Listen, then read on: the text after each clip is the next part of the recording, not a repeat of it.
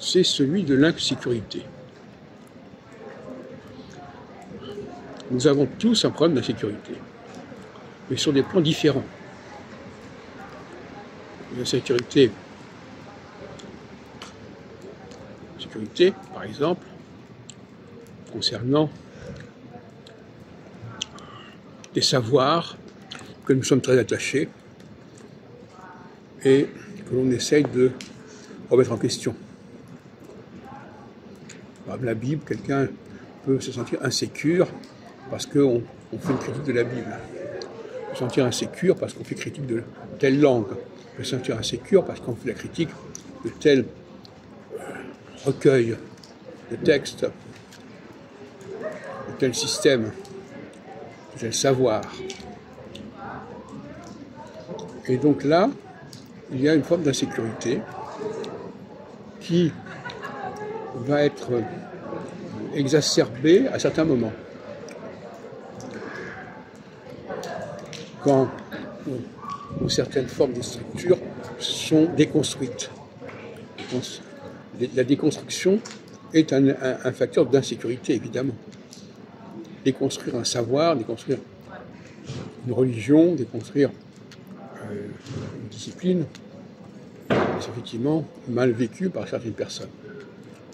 Et inversement, il y a une autre forme d'insécurité qui est plus matérielle. Par exemple, septembre 2001, a créé l'insécurité à New York, avec la destruction des Twin Towers. Le 7 octobre 23 a créé l'insécurité avec le massacre de toute une population aux abords de Gaza par le Hamas.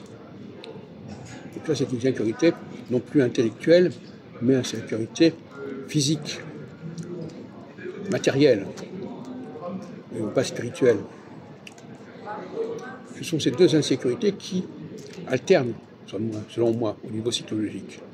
Il y a un temps où il y a une insécurité matérielle, c'est-à-dire qu'il peut y avoir une atteinte aux conditions matérielles de vie, aux conditions d'existence.